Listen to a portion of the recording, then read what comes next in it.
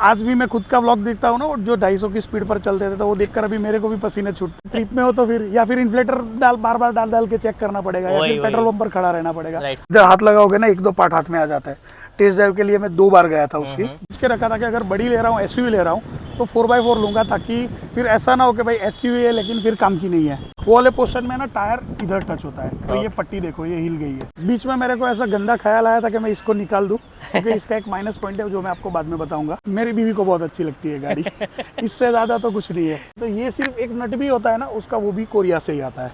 Hey guys, welcome back to a new video. My name is Shubham और आज है हमारे पास एल्टुरस G4 एंड इसका करेंगे हम लोग ownership review and owner itself mister Akash Joshi.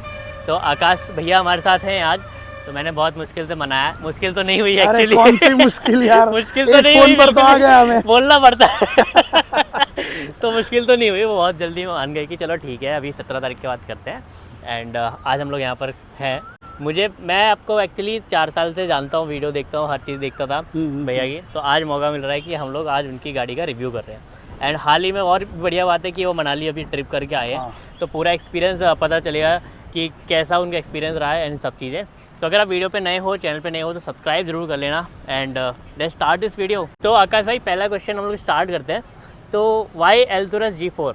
बहुत अच्छी लगी मेरे को बस इससे ज़्यादा मैं क्या बोलूँ। तो इससे पहले भी आपने और कुछ देखा होगा इसके लिए कि आपको क्या रिक्वायरमेंट थी, आपकी गाड़ी की क्या रिक्वायरमेंट थी जो आपने एल्टुरस G4 को? सबको अगर पता होगा ना, तो मैं पहले राइड्स करता था रेगुलर। हाँ। सुपर बाइक का बहुत शौक रह चुका है, बहुत सारी बाइक्स मैंने फ्रिक्वेंटली चेंज भी की थी। हाँ। तो धीरे धीरे फिर ऐसा हुआ कि एक बार राइडिंग छोड़ना है, वो डिसाइड कर लिया।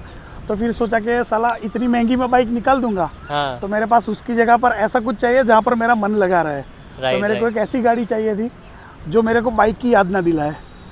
तो उसके चक्कर में फिर बड़ी गाड़ी पर मैं मतलब शिफ्ट हुआ। उससे पहले मेरे पास छोटी गाड़ियाँ रह चुकी है, सब 4 मीटर कह लो आप। उसके बाद इससे पहले मेरे पास वॉक्सवैगन की वेंटो थी। तो फिर सोचा कि बाइक निकाल ही रहा हूँ, तो वो पैसे जो है वो मैं गाड़ी में डाल दूँ और बड़ी गाड़ी ले लूँ। और मैं वो भी बता दूं कि आकाश भाई एक प्राउड नैनो ओनर भी रह चुके हैं। हाँ जी, उनके पास बहुत पहले एक नैनो XTA थी, वो सबने व्लॉग में देखी होगी। हाँ। अगर विवा फुड वर्ल्ड और अपना बाकी सारी चैनल्स अगर मेरी फॉलो करते हो तो आपको पता ही होगा। राइट। तो मेरी भी वो खड़ी है वहाँ पे बहुत सही कहा। ये बाहर से ना छोटी दिखती है, बाकी अंदर से क्या स्पेशियस है, बहुत स्पेस है। तो ये तो बता दिया उन्होंने कि पहले सुपर बाइक का शौक था भाई को, पहले भी थी, अभी भी शायद 1-2 हैं शायद बाइक है अभी आपके पास है? नहीं, अभी तो एरोक्स 155 है पापा के लिए। वो भी मैं बिल्कुल भी नहीं चलाता हूँ, 2 व्हीलर्स लाइफ से निकल ही चुका है मेरा। बट ऐसा क्यों, मतलब 2 व्हीलर लाइफ से क्यों? थोड़ी जिम्मेदारी शादी के बाद आ जाती है। हाँ। फिर हम अगर आज भी मैं खुद का व्लॉग देखता हूँ ना, जो 250 की स्पीड पर चलते थे, तो वो देखकर अभी मेरे को भी पसीने छूटते हैं कि साला मैं क्या पागलबंदी करता था उस टाइम पे। तो ये बात तो ठीक है। और आकाश भाई की मैंने जो वर्सेस थी उसका भी रिव्यू मैंने किया था। हाँ, जब वो अंकित के पास थी तब। राइट। तब मैंने किया था, वो मैंने ड्राइव भी की थी, काफ़ी मस्त बाइक थी। बट एल्टुरस पे आते हैं। तो एल्टुरस में अभी आप मनाली गए थे, तो कैसा एक्सपीरियंस रहा? और उससे पहले आपने क्या क्या इसके अंदर करवाया है काम? देखो, ज़्यादा तो मेरे को गाड़ियाँ छिड़वाना पसंद नहीं है। हाँ। तो मेरी ऑलमोस्ट सारी गाड़ी स्टॉक है, सिर्फ ये टायर्स को छोड़ के। और ये लगेज के लिए मैंने रूफ बॉक्स डलवाया था, मतलब लेकर रखा था। कितना प्रैक्टिकल है? मतलब बहुत प्रैक्टिकल है, बहुत काम आया। और ये जब मैंने लिया था ना, तब उसका ये जो है ना, उसकी रूफ रेल्स, हाँ। इसकी साइज है ना बहुत बड़ी है, बहुत ठीक है ये। हाँ। तो इसके साइज का ना मेरे को एक क्लैंप नहीं मिल रहा था। ये जो अपना क्रॉस बार्स बोलते हैं उसका क्लैंप। हाँ। तो उसकी वजह से ये लेने के बाद भी मेरी समझो 2-2.5 साल के आसपास ये बॉक्स पड़ा रहा था। फिर अभी मनाली ट्रिप के वक्त थोड़ा एक्टिव हो गया मैं, और ये थोड़ा शिद्दत से ढूंढने लगा, तो मेरे को एमटेक का क्लैंप मिल गया। हाँ। यहाँ लोकल शॉप से ही, तो वो मैंने लगवा लिया, तो भाई अपना काम हो गया। लेकिन ये बहुत काम की चीज़ है, अगर आपको गाड़ी में स्पेस चाहिए, पूरे की पूरी यूज़ करनी है, तो भाई ये बहुत सही चीज़ है। और इसमें बहुत कुछ सामान आ जाता है। कितना लीटर का कुछ आइडिया है? लीटर में तो आइडिया कुछ नहीं। 550 के आसपास का कुछ है शायद। क्योंकि ये एक्चुअली देखने में ऐसा लगता है कि पतला है, बट डीप है। अरे मैं पूरा इसके अंदर लेट सकता हूँ, इतना बड़ा है ये गाड़ी के ऊपर चढ़ गया ना, इसलिए आपको लग रहा है कि छोटा है। क्योंकि गाड़ी की साइज उसके सामने बहुत बड़ी है। राइट। लेकिन अगर आप निकालोगे ना, तो आपको समझ में आएगा कि वो सही में कितना बड़ा है। तो ये एक्चुअली देखने में भी काफी अच्छा लगता है। हाँ, सही लगता है। और एरोडायनेमिक रहता है ना, अगर सामने से देखोगे ना आप, तो अगर स्पीड में भी जाते हो, कुछ भी करते हो ना, तो अगर ऊपर लगेज खुला बंधा हुआ रहता है, तो वो फिर मतलब ड्रैग उसको आता है। और ये एरोडायनेमिक हो जाता है ना, तो फर्क भी नहीं पड़ता, और हाई स्पीड में भी आप अच्छे से जा सकते हो। वो चीज़ काफ़ी बढ़िया इन्होंने वो बनाई हुई है, और ये अच्छा आपने डिसीजन लिया कि ये लगवाया, क्योंकि फिर मेन चीज़ क्या होता है, आप लोग 4 लोग गए थे क्या 3 लोग गए थे, कितने 4 लोग गए थे। 4 लोग गए थे, तो सामान ज़्यादा हो जाता है। सामान भी उसमें तो डिक्की भी पूरी भरी, और इसका एक माइनस पॉइंट है गाड़ी का, जो आप आगे जाकर जब आप पूछोगे तब मैं बताऊंगा। बिल्कुल बिल्कुल। ये कब ली थी आपने, और इससे पहले अपनी कौन कौन सी कार्स देखी थी कि आप? ये सेगमेंट में तो मैंने ज़्यादा कुछ ढूंढा नहीं था, क्योंकि मेरे को पता था एक फॉर्च्यूनर अवेलेबल थी तब, और एक एंडेवर थी। फॉर्च्यूनर मेरे को पहले से थोड़ी कम ही पसंद है। अब मेरे को क्या, मेरी फैमिली में किसी को भी पकड़ लो, फॉर्च्यूनर उतनी ज़्यादा नहीं पसंद है मेरे को, मेरे भाई को, विश्व को, तो उस साइड हमको जाना ही नहीं था। फिर एक एंडेवर का ऑप्शन था, लेकिन एंडेवर मेरे को स्टॉक उतनी लुक में अच्छी नहीं लगती। वो गाड़ी है बहुत ज़बरदस्त, लेकिन उसके पीछे ना थोड़ा खर्चा करना पड़ता है, उसके टायर उसमें और बाकी सारी चीज़ों में, तब जाके वो भयंकर दिखती है। तो मेरे को स्टॉक की गाड़ी रखनी थी, तो मैंने सोचा फिर इसके ऊपर जाता हूँ, और पैसे भी बहुत सारे बच रहे थे मेरे। तो ये कितने में आपको ऑन रोड पड़ी थी वो टाइम पे? ये जब मैंने ली थी ना, तब ऑन रोड कुछ ये 36 के आसपास की थी, लेकिन मेरे जीजा जी है ना, महिंद्रा में मैनेजर थे, जनरल मैनेजर थे शोरूम में, तो उनकी अच्छी खासी पहचान थी, और उनकी गुडविल के हिसाब से मेरे को बहुत अच्छा डिस्काउंट मिल गया। समझो आपकी 2 नैनो आ जाएगी उसमें, 2 से भी ज़्यादा नैनो आ जाएगी, उतना सही डिस्काउंट मिला है मेरे को। क्या बात है। तो मतलब ये फ़ायदा होता है थोड़ा, और यूट्यूबर होने का भी फायदा होता है, और अपने यूट्यूबर नहीं, वो तो मेरा प्योर मतलब समझो फैमिली वाला ही सीन था। हाँ। तो इसके लिए, क्योंकि इससे पहले ना हमने XUV 500 ली थी, तो उसमें भी बहुत अच्छा डिस्काउंट मिला था जीजा जी की वजह से। और इसी में भी सेम वही चीज़ थी। तो महिंद्रा ही क्यों, टाटा में क्यों नहीं गए? मतलब ऐसा टाटा में ऑप्शन नहीं है ना 4x4 का अभी कोई। हाँ वो भी है 4x4। और मेरे को बड़ी गाड़ी ले रहा था ना, तो ये सोच के रखा था कि अगर बड़ी ले रहा हूँ, SUV ले रहा हूँ, तो 4x4 लूँगा, ताकि फिर ऐसा ना हो कि भाई SUV है लेकिन फिर काम की नहीं है। तो इसकी कुछ ऐसी चीज़ें जो मतलब बहुत ही ज़्यादा पसंद है आपको? इसका गियर बॉक्स मर्सिडीज बेंज का है, बहुत स्मूथ, मक्खन, पता भी नहीं चलता कि गियर कब शिफ्ट हो रहा है, अब शिफ्ट डाउन शिफ्ट कुछ भी पता नहीं चलता। कुछ ऐसी चीज़ें जो आपको माइनस लगती है, ये चीज़ें सुधरनी चाहिए? माइनस देखो इसमें है ना, एक्चुअली ये गाड़ी का माइनस पॉइंट नहीं है, लेकिन अपने जो इंडिया के और बाकी सारे जो नॉर्म्स आते हैं जो, उसके चक्कर में इसका स्पेयर व्हील निकालना पड़ा कंपनी को, और उस जगह पर उसको DEF की टैंक लगानी पड़ी। तो पहले जब ये गाड़ी लॉन्च हुई थी तब स्पेयर व्हील आता था इसमें, लेकिन अभी इसके अंदर स्पेयर व्हील नहीं है। अभी मतलब तो डिसकंटिन्यू हो गई, लेकिन जब मैंने ली तब स्पेयर व्हील नहीं था, उसकी जगह पर DEF टैंक लग गई। तो अगर स्पेयर व्हील आपको चाहिए तो आपको डिक्की में कैरी करके जाना पड़ेगा, और वो भी अलग से खरीदना पड़ेगा। जो मैंने खरीदा है BF गुडरीच के जो टायर्स लिए, तब मैंने 5 टायर खरीदे और एक अलग से अलॉय भी खरीदा कंपनी से। तो वो पूरा एक सेट बना के रखा है, जो मैं डिक्की में लेके जा रहा हूँ, जो मैं डिक्की में लेकर जाता हूँ जब मैं लंबी ट्रिप करता हूँ। ऐसी कोई स्टोरी जो मतलब कि बहुत ही इमोशनली कनेक्टेड है गाड़ी के साथ? इमोशनली कनेक्ट तो मेरी बीवी को बहुत अच्छी लगती है गाड़ी। इससे ज़्यादा तो कुछ नहीं है। फैमिली में सबको पसंद है, लेकिन मेरी वाइफ मुंबई से है, तो जब भी वो मुंबई जाती है 10 दिन 15 दिन या फिर कभी लंबी छुट्टी के लिए, और जब भी वापस घर पे आती है, तो सबसे पहले उसकी एक ही बात होती है, अल्टोरस में चक्कर लगाना है। तो मतलब फैमिली की सबसे ज़्यादा फेवरेट है ये? फेवरेट। और आपके घर में और कौन कौन सी गाड़ियाँ हैं? अभी मेरे छोटे भाई के पास अभी मेरे छोटे भाई के पास स्कॉर्पियो NZ8L है, मतलब उसका भी 4x4 वेरिएंट है, टॉप मॉडल है।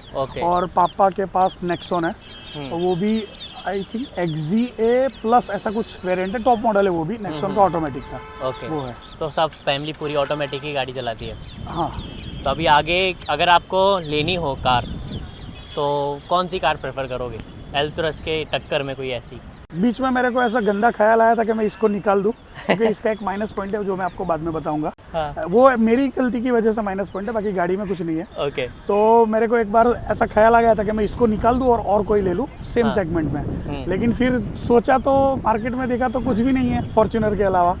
एक है MG ग्लॉस्टर, जो इसके साइज के आपको ऑल टेरेन टायर्स भी नहीं मिलेंगे। क्योंकि उसके 19 व्हील्स, उसके 19 इंचेस के व्हील्स आते हैं, तो उसमें ऑल टेरेन टायर्स अवेलेबल ही नहीं है, तो वो लेने का कोई मतलब नहीं है। हाईवे टेरेन टायर लगाकर आप SUV चलाओगे 4x4, तो कोई मतलब ही नहीं है। अगर रोड पर ही चलाना है तो 4x4 किसी काम का नहीं है। राइट। तो अगर चूज करने के लिए बोला जाए एल्टोरस G4 या फिर स्कॉर्पियो N? एल्टोरस G4 बहुत बड़ी है उससे यार, बहुत बड़ी, बहुत पावरफुल। बहुत पावरफुल है। और एक्चुअली मैं अगर बोलूँ तो गाड़ी का फॉर्च्यूनर के टक्कर की है। अगर इसको लोग अच्छे से ध्यान से देखते, फॉर्च्यूनर पे अभी उसका क्या है ना, सोशल मीडिया पे ट्रेंड बन जाता है। फॉर्च्यूनर से विड्थ में बड़ी है, लेंथ में बड़ी है, हाइट में ज़्यादा है, हाँ। अंदर की स्पेस ज्यादा है, इसका व्हील बेस ज्यादा है तो अंदर की कैबिन स्पेस आपको ज्यादा मिलेगी। हाँ। हर तरीके से ज्यादा है। सिर्फ फॉर्च्यूनर का इंजन इससे बड़ा है, वो 2.8 लीटर्स है, ये 2.2 लीटर्स है। 2.2 लीटर भी काफ़ी ज़्यादा हैवी होता ही है, और मुझे नहीं लगता कि आगे चल के फॉर्च्यूनर में वो कुछ ज़्यादा अपग्रेड करने वाले हैं। वो वैसे भी बस प्राइस बढ़ा रहे हैं और कुछ नहीं कर रहे। शायद और नई जो आएगी वो अच्छी आ सकती है ऐसा मेरे को, लेकिन फिर उसका वो ही रहता है ना, ओवर प्राइस बहुत हाँ। रहेगी। अगर अभी जो Endeavour आ फॉर्च्यूनर है जाती ना, है। समझो अभी जो मिल रही है 4x4, वो मेरे को लगता है कि 35-36 तक अगर मिल जाती ना तो वो बहुत सही ऑप्शन रहता। क्योंकि इसमें समझो सिंपल OTPMS भी नहीं है, टायर में कितना एयर प्रेशर है वो आप पता कैसे करोगे? वो ट्रक वाले के जैसे वो लोहे का सरिया लेके थोड़ी ऐसे ठोकोगे। अगर ट्रिप में हो तो फिर या फिर इन्फ्लेटर बार बार डाल के चेक करना पड़ेगा, या फिर पेट्रोल पंप पर खड़ा रहना पड़ेगा। फीचर्स में थोड़ा मार खाती है छोटी मोटी चीजें जो जरूरत की है, जो नीड एक्चुअली होती है, वो चीज उसमें नहीं है। तो आकाश भाई इसके टायर के बारे में कुछ बताओ। टायर काफ़ी मतलब सेक्सी लग रहे हैं, एक चीज़ तो है। टायर्स का लुक तो है ही है, लेकिन क्या बोलते हैं, इसका पर्पस जो है ना वो बहुत सही है। ये टायर्स है ना, आप जिसको ऑफ रोडिंग के बारे में नॉलेज होगा और जिसको ये सारी चीज़ों में मतलब नॉलेज रहेगा, वो समझ जाएगा कि BF Goodrich KO2 मतलब भाई ये नेक्स्ट लेवल है। जो भी वर्ल्ड में समझो कोई भी कंट्री में आप जाओ, कहीं पर भी जाओ, ऑफ रोडिंग करने वाले लोग हैं ना, ये टायर ज़्यादा प्रीफर करते हैं और मोस्टली यही टायर आपको सारी गाड़ी में लगे हुए दिखेंगे। और ये एक तरीके से ना वर्ल्ड के सबसे बेस्ट ऑफ रोडिंग टायर्स है। मतलब off roading in the sense के ऑल टेरेन टायर्स है। वैसे इसके मड टेरेन भी आते हैं, बाकी सारे भी आते हैं, लेकिन जो ऑल टेरेन बोले ना तो ये BF Goodrich के KO2 सबसे बेस्ट है अभी तक के। अभी KO3 series just recently launch हुई है। और ये देखने में कितने मस्त लगते हैं ना, मतलब टायर देखने पूरी में गाड़ी मस्त, का लुक चेंज कर देते हैं लुक पूरा। चेंज, और पैसे भी बहुत तगड़े लगते हैं। कितने के पड़े आपको चारों टायर ये बताइए तो आज। 4 नहीं, मैंने 5 लिए है। अच्छा। एक टायर मेरे को तकरीबन 24,000 के आसपास का। कितना? 24,000 एक टायर। 24,000। हाँ, समझो ना 1.25 लाख के आसपास के 1.25 5 टायर सिर्फ, तो ये बहुत महंगी बातचीत है। लेकिन ये चलते भी ज़्यादा है। नॉर्मल टायर्स अपने जितने चलते हैं ना, समझो 50-60 किलोमीटर, 50-60 हज़ार किलोमीटर मैक्सिमम, अगर अच्छे से चलाओ तो। ये अगर आप सही से चलाओ ना तो 2 लाख भी क्रॉस कर लेंगे आपके आराम से इजीली। और देखने में ही कितने मस्त लग रहे हैं। और वैसे और ये भी ऑफ रोडिंग में इसका पर्पस, अभी मेरे को बीच में एक एक्सपीरियंस था, एक इतना मोटा सा कील घुसा हुआ था अंदर। हाँ। मेरे को तो पता भी नहीं था। एक बार ऐसे ही मैंने रैंडमली चलते हुए देखा, नज़र पड़ी तो पता चला कि यहाँ पर कील घुसी हुई है। हाँ। फिर मैं चेक करवाने के लिए गया टायर वाले के पास। मैंने बोला भाई इसको निकाल के देख, शायद पंचर तो नहीं है ना। उसने बिना देखे ही बोल दिया कुछ भी हो इसको पंचर नहीं होने वाला। मैंने बोला साला ऐसा कैसा कॉन्फिडेंस दिखा रहा है, मैं रास्ते में अटक जाऊंगा। मैंने बोला बिंदास चलाओ, कुछ नहीं होगा। मैंने बोला भाई निकाल मेरे सामने। उसने निकाला ना, इतना सा अंदर था, वो भी सिर्फ ग्रिप के अंदर, क्योंकि इसकी साइड वॉल, उसका जो क्या बोलते हैं टेक्निकल लैंग्वेज में कुछ है इसका, तो बहुत थिक रहता है और बहुत हार्ड है। तो इसी तरीके से मतलब टेंशन फ्री रहते हैं कि कैसे भी रहना बहुत ज़्यादा सड़क पर जाओ आप, कुछ भी हो, पंचर नहीं होगा और सही से चलेगा, ग्रिप भी अच्छी मिलेगी आपको। कि अगर इतना महंगा टायर लगा रहे हैं उसमें भी फिर लिमिटेशन आ जाए या फिर टेंशन आ जाए तो फिर मतलब नहीं है। हाँ, वो आप गए थे मनाली, ठीक है, 4 लोग गए थे, तो ऐसा कुछ प्रॉब्लम कुछ आया या फिर कैसा, या फिर क्या अच्छी चीज़ें हुई आओ या दिखाता हूँ। मैंने बोला ना एक माइनस पॉइंट एक्चुअली ना, इसके टायर्स जो आते हैं ना वो 255/60 R18 आते हैं। और मैंने ये जो डलवाया ना BF Goodrich के, इसमें सिर्फ ऑप्शन रहता है 265/65 R18 का। तो ये 10 इंच की इसकी विड्थ बढ़ गई टायर की, सॉरी 10 mm की। और उसके सामने इसके जो ये जो शोल्डर बोलते हैं ना टायर का, ये स्क्वायर है समझो। बाकी सारे टायर्स रहते हैं ना वो साइड से ऐसे मुड़े हुए रहते हैं, राउंडिश रहते हैं थोड़े, और इसके ना स्क्वायर है। तो इसके चक्कर में क्या होता है, अगर ज़्यादा लोड आता है और जो हाईवे पर ऐसे स्विंग वाले जो पोर्शन आते हैं थोड़े ऐसे, जो हमको ऐसा फील होता है, वो वाले पोर्शन में ना टायर इधर टच होता है। तो ये पट्टी देखो, ये हिल गई है, ये हिली हुई है, लेकिन ये मैंने ऐसे लगा के रखी है। वैसे निकलती नहीं है पूरी, लेकिन ये यहाँ से निकल जाती है। ये जो है ना ऐसा आ जाता है बाहर, ये चीज़ हो जाती है, फिर मेरे को ऐसे उतर के हाथ से करनी पड़ती है। ये एक माइनस पॉइंट है। और दूसरा माइनस पॉइंट ये है कि इसके पार्ट्स बहुत महंगे हैं, बहुत, मतलब समझो आपको किडनी गुर्दा सब, वो किडनी गुर्दा एक ही होता है ना मतलब जो भी है वो सारा निकाल के बेचना पड़ेगा, तब जाके इसके छोटे मोटे पार्ट्स। ये जो एक पट्टी है ना, इसका मैंने वो एस्टिमेट निकलवाया था, पूछा था तो 10,000 बोला। मैंने बोला रहने दो, मैं ऐसे चिपका के चला लूँगा मतलब 10,000 बोल रहे हो उसके लिए सिर्फ। बट ये तो है। और मेरे को ये चीज़ पूछनी है कि महिंद्रा की सर्विसिंग में आपको क्या फील लगता है इसमें? महिंद्रा में जब मैंने गाड़ी ली थी जिस डीलरशिप से, तो वो डीलरशिप अभी बंद हो गई है। हाँ। उनकी सर्विस, उनका स्टाफ बहुत ही अच्छा था और बहुत ही छोटी छोटी चीज़ों का भी वो ध्यान रखते थे, लेकिन अभी वो डीलरशिप है नहीं। और दूसरी एक जो है जहाँ पर नई आई है अभी वडोदरा में, वहाँ पर मैं जा रहा हूँ, लेकिन मेरे को सेटिस्फेक्शन सर्विस में नहीं है। स्टाफ अभी 1 घंटा 1.5 घंटा इसके अंदर बैठकर मस्त बातें कर रहा था जब सर्विस में मैंने दी थी गाड़ी। हाँ। मेरे अंदर डैश कैम लगे हुए हैं तो सारी चीज़ें अंदर रिकॉर्ड होगी है। तो वो भी मैंने कंप्लेन की थी कि मेरी गाड़ी 1 घंटा 1.5 घंटा आप ऐसे बैठने के लिए यूज़ करोगे, तो इसके लिए तो मैं नहीं देता ना सर्विस के लिए। बिल्कुल सही बात तो है। ऐसी छोटी मोटी चीज़ें रहती है, अभी आगे जाकर अगर वो इम्प्रूव करेंगे तो ठीक है, नहीं तो फिर भुगतना पड़ेगा और क्या। तो स्पेस बहुत ही सही है इसके अंदर। हाँ। आप आराम से फैल कर बैठ सकते हो अंदर। बिल्कुल। लास्ट रो में थोड़ी कम स्पेस है। मैंने आपके व्लॉग देखे हैं। आप अच्छी तो हमेशा- देखो, हाई स्पीड में स्टेबिलिटी बहुत ही सही है। इसको मैंने मैक्सिमम एक बार 180 एक बार नहीं, वैसे तो बहुत सारी बार, लेकिन समझ जाओ मैंने एक ही बार चला है। एक ही बार गए थे। तो 180 185 तक तो समझ में भी नहीं आता कि आप इतनी स्पीड में जा रहे हो, और 100 तो कब क्रॉस कर जाएगी ना आपको पता भी नहीं चलेगा। इसकी स्पीड में आपको समझ में नहीं आता अंदर, और mileage इसके वगैरह- नॉइज लेवल, इंसुलेशन बहुत ही सही है, बाहर का कुछ भी आवाज़ अंदर नहीं आता। वो चीज़ काफ़ी ज़्यादा इंपॉर्टेंट रहती है, और जितनी ज़्यादा प्राइस बढ़ती जाती है गाड़ियों की, वो चीज़ के लिए उसी का पैसा लगता है। एक्चुअली ये cabin गाड़ी noise ना पता नहीं इतनी सस्ती महिंद्रा ने क्यों लॉन्च की थी, चलो वो तो अलग बात है, लेकिन वो क्या बोलते हैं, उनका सेंगयोंग के साथ थोड़ा टाई अप भी अलग हो गया, इसकी वजह से कंटिन्यू नहीं हुई। बाकी ये गाड़ी सही में बहुत ही अच्छी है, और इसका एक एक पार्ट ना कोरिया से आता है। Okay. अगर इसका एक नट मेरा वो आगे का टायर का बीच में मिसिंग था, तो मैंने डलवाया, तो ये सिर्फ एक नट भी होता है ना उसका, वो भी कोरिया से ही आता है।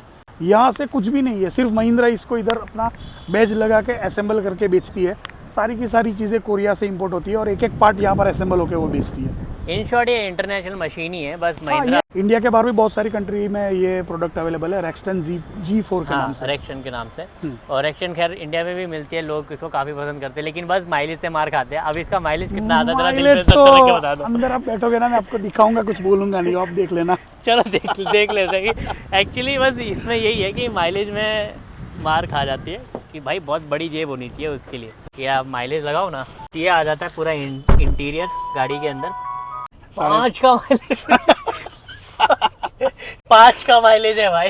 5.5 ये सिटी में इतना देती है, ज़्यादा भी देती है ऐसा नहीं है। ये अभी मैंने जस्ट रिफिलिंग करवाने के बाद बहुत कम चलाई है, 6 किलोमीटर ही चलाई है, तो 6 किलोमीटर का दिखा रही है। लेकिन सिटी में है ना 7 साढ़े 7 के आसपास दे देती है। हाईवे पर जाते हैं तो 10 तक, 10 तो नहीं, अभी जब मनाली गए थे तब ओवरऑल हमको 9.5 की एवरेज दी थी, तो क्योंकि Mustang गाड़ी फिर पूरी कभी- पैक थी ना। कभी सोचा आपने कभी मस्टैंग ले लेते हैं, क्योंकि सेम माइलेज देगी? नहीं, वो इतनी स्पेस नहीं है ना इसके अंदर। 5.5 का माइलेज पूरा सिटी ओ, में। मेरे को मैंने कम नहीं लगता, क्योंकि मैं सुपर बाइक्स बहुत चलाता था ना, तो हाँ। मेरे को पता है वो कितना खून पीती है। सुपर तो बाइक जो चलाते हैं ना, तो उनकी जेब पे पड़ता है, तो वो उसके मतलब मामले में तो ये तो ठीक ही वो लगती होगी। तब से मेरा माइंड सेट हो चुका है कि चलो भाई। और मेरे को वैसे भी देखो, मेरे को 3 साल होने आए गाड़ी को, हाँ। और अभी सिर्फ 35,598 किलोमीटर चली है। उसमें भी मेरी मनाली की ट्रिप आ गई 3,500-4 हज़ार किलोमीटर के आसपास की। तो मनाली का ट्रिप कैसे डिसाइड किया कि सडनली जाने का? नहीं, हम फ्रेंड्स को बहुत टाइम से जाना था। ये गाड़ी वैसे भी हम लेकर उदयपुर भी मैं 3-4 बार जा चुका हूँ, एक बार पुणे जा चुका हूँ, और इधर अहमदाबाद मुंबई तो बहुत सारी बार गया हूँ। तो वो तो चलता ही रहता है हाईवे पर। लेकिन फ्रेंड्स को है ना ऐसी, हमको बहुत टाइम से ऐसी चुल काटी थी कि भाई एक लंबी ट्रिप करनी है। लंबी ट्रिप करते हैं, जिंदगी ना मिलेगी दोबारा। हाँ, नहीं वो तो है, जिंदगी तो मिलती है, लेकिन फिर बीवी नहीं आने देती ना। ये बात समझ वो सकते रहता है, तो भाई उसके जब मौका मिले तो हाँ, निकल उसके लो। चक्कर में बहुत लेट हो गया। बाकी तो हम 1 आध साल पहले ही शायद ये ट्रिप कर लेते। चल, और ऐसी तो बहुत सारी ट्रिप करनी है, और मनाली की ट्रिप जो हमने की थी वो जैसी चाहिए थी वैसी नहीं हुई है। हमको और भी थोड़ा एडवेंचर करना था, बाकी सारी चीज़ें थी, लेकिन सेट नहीं हुआ उस हिसाब से। राइट, कोई बात नहीं, फिर से भाभी जी का परमिशन मिलेगा, अरे। कोशिश करेंगे। नहीं, मजाक की बात है भाई, मेरी भी बहुत सपोर्टिव है, सारी चीज़ में वो बहुत तो हमने सपोर्ट देखा करती है। है। राइट, वो तो देखा है, मैंने देखा है भाभी जी। ठीक है। ठीक है, तो ये था आकाश भाई का पूरा रिव्यू अल्टोरस का। सॉरी, हाँ, एल्टोरस का। मेरा नहीं, अल्टोरस G4 का। जो आकाश भाई द्वारा दिया गया। तो होपफुली आपको अच्छा लगा हो, और अच्छा लगा हो तो जरूर से लाइक सब्सक्राइब सब कुछ कर देना। और मेन चीज मेरे को खुजली काटी अभी बताने की, अल्टोरस की पूछ रहे हो ना, इसका इंटीरियर देखो आप।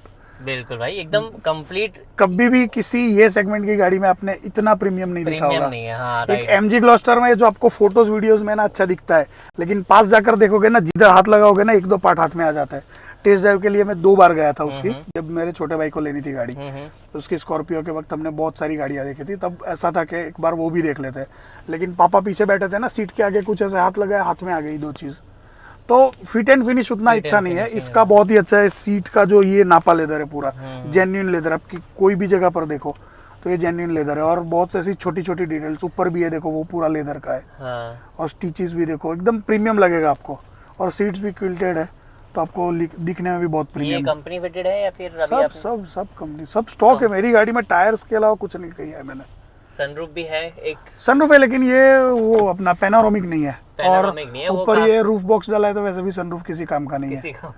सनरूफ का यूज वैसे लाइट के लिए होता है। हाँ। बाहर निकलते हैं वो बंदे अलग होते हैं, अलग ही है वो अलग ही प्लेनेट होता है उनका, लेकिन लाइट ये रोक देता है। वैसे ये निकालना है मेरे को, दूसरे घर पे रखना है ना, इसके चक्कर में रह गया है, टाइम नहीं सेट हो रहा उसको निकाल के वहाँ पर रखने का। बाकी तो गाड़ी बहुत ही जबरदस्त है, एंड एल्टुरस वैसे भी बहुत कम लोगों के पास है एक्चुअली, कम लोगों के पास, क्योंकि बिकी कम ना ये। लोग इसके ऊपर भरोसा करने से पहले 10 बार सोचते हैं, क्योंकि एक तो महिंद्रा आ जाता है ना। महिंद्रा है, चलो महिंद्रा की प्रोडक्ट अभी तो बहुत इंप्रूव हुई है, लेकिन जब ये मार्केट में थी ना, तब इतनी अच्छी रेपुटेशन नहीं थी महिंद्रा की। बाकी सारी समझो, स्कॉर्पियो हो गई, बोलेरो हो गई, वो सारी चीज़ें, मतलब रूरल में जो सारे व्हीकल चलते हैं ना, उसमें महिंद्रा का दबदबा पहले से था, लेकिन लग्जरी में थोड़ा हो गया। फिर वो सोचते थे कि इतने पैसे, हाँ कोई भी बंदा सोचेगा ना, अभी 35-36 लाख कोई छोटी अमाउंट नहीं होती। तो कोई भी अगर इतना पैसा डालेगा तो फिर 10 बार सोचेगा। और कान भरने वाले भी 10 लोग होते हैं ना, अरे महिंद्रा क्या ले रहा है, टाटा ले ले, ये ले ले, वो ले ले। फिर उनको खुद को नहीं लेना होता है, लेकिन वो कोई और ले रहा होता है, तो उसमें बहुत टांग अड़ाता है कि ये नहीं, ये ले लो, वो नहीं, ये ले लो। बाकी मैं तो बिल्कुल सेटिस्फाइड हूँ गाड़ी से, मेरे को तो मज़ा आ रहा है। और आज मेरे को इसके सामने और कोई दिखी, मेरे को सच में बीच में ऐसा एक बार ख्याल आया था, इसको निकाल दूँ, दूसरी गाड़ी ले लूँ, ये जो व्हील टच होता है ना उसके चक्कर में। फिर मैंने सोचा ये निकालूंगा, दूसरी लूँगा। मेरे बजट में अभी कोई ऐसी गाड़ी नहीं है जो मेरे को दिल को अच्छी लगे। एक मेरे को लेनी है, जो मैं भगवान चाहे तो बहुत जल्दी ले लूँगा, वो पक्का ले लो। तो वो जब तक बोल दिया, उस डिलीवरी मुझे बुला लेना। अरे पक्का। कौन सी गाड़ी है वो भी अभी से बता देता हूँ, डिफेंडर। मेरी भी फेवरेट एकदम। लेकिन उसके लिए बहुत मेहनत करनी पड़ेगी, बहुत पैसे इकट्ठे करने पड़ेंगे। जो अभी धीरे धीरे कर रहे हैं भाई, बहुत खर्चे, घर लिया है, भाई की शादी है, बहुत सारी चीजें बीच में, तो भाई धीरे धीरे करके सेट होगा। कोई नहीं, होपफुली नेक्स्ट ईयर तक आ जाएगी ये सारे काम करके, पैसा तो आ ही जाएगा, टेंशन वाली बात। बोलना है तो इस साल का ही बोलो ना। इस साल ही आ जाएगी, टेंशन मत लो। बोलने में क्या अर्ज है, वही तो। बस तो भाई यही सब है, और कुछ पूछना है तो पूछो, स्पेस देखनी है तो स्पेस देख लो, और तो क्या। स्पेस तो सब बढ़िया है, और थैंक यू आकाश भाई बताने के लिए, एंड व्यूअर्स को भी होपफुली आप लोग को भी मजा आया हो। आपका वीडियो कब आ रहा है नेक्स्ट? मेरा किसका? फूड का संडे या सैटरडे को आएगा, तो उससे पहले भी आ जाएगा शायद ये वीडियो, तो जाके जरूर उधर लिखना कि शुभम के चैनल से आया हुआ। लिखना भाई, लिखना। ठीक है, तो मिलते हैं नेक्स्ट वीडियो में, तब तक के लिए बाय बाय। ठीक है, नमस्कार, जय भोलेनाथ।